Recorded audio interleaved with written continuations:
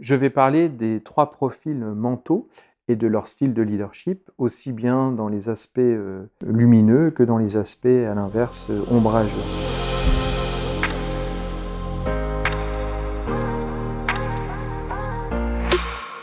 Le premier profil mental, c'est celui du 5. Le 5, c'est quelqu'un qui sait, qui connaît, donc qui existe. Il se sent vivant quand il accumule des connaissances, des informations. Quand il est leader, il va souvent se mettre dans sa bulle pour réfléchir. Il va observer plus qu'agir et on va souvent lui reprocher d'être un peu avare en information ou avare de son temps. Dans une équipe, ça peut être un peu froid, l'ambiance.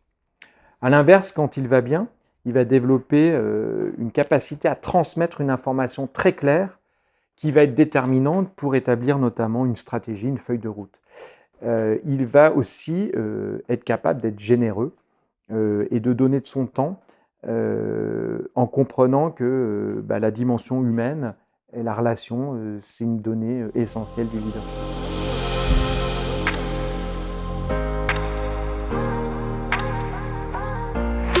Le second style de leadership, nous allons le trouver chez le 7, qui est l'épicurien, celui qui cherche à profiter dans la vie. Je profite, donc je suis, donc est assez centré sur lui, sur ses plaisirs à lui, sur le plaisir qu'il prend dans son travail.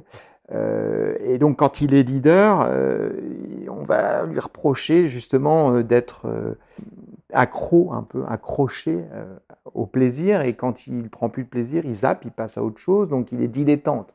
On lui reproche souvent de ne pas aller au bout des choses, de passer d'un projet à l'autre sans les terminer. À l'inverse, quand il va bien, il va être capable, justement par le fait qu'il s'intéresse à des domaines très différents, de faire des connexions entre des secteurs improbables, d'amener du dynamisme intellectuel, de la vivacité et puis de l'innovation.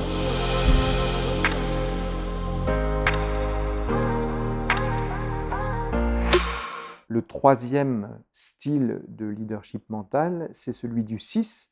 Donc le 6, c'est le vigilant, le loyaliste. C'est quelqu'un qui est ambivalent parce qu'il veut à la fois comprendre, avoir le sens et à la fois être en sécurité, se mettre en loyauté. Donc en fait, quand on veut comprendre, il faut explorer, il faut sortir de sa zone de confort. Donc c'est ça qui est difficile pour lui. Et dans une équipe, quand il est leader, d'ailleurs, souvent il préfère le rôle de second à celui de leader, mais il peut le devenir, bien sûr.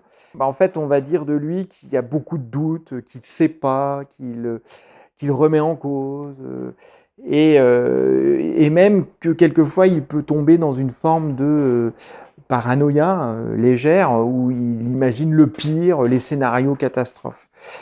Donc c'est pas très positif et ça ne donne pas beaucoup d'élan à une équipe quand il va pas bien. À l'inverse, quand il va bien, il se met facilement à la place des gens, il connaît leurs difficultés, donc il va être assez empathique, il va être capable de donner de la confiance, d'absorber le doute, aussi d'être très fédérateur parce qu'il est conscient de la place que chacun peut et doit prendre dans l'équipe.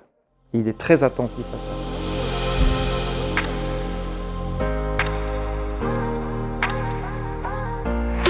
Ce qu'on peut dire, pour conclure, sur les 3 styles de leadership mentaux, c'est que pour sortir de leur zone d'ombre et aller vers leur zone vertueuse, c'est de s'accrocher au réel, en fait, de s'inviter, en tout cas, à partir du réel.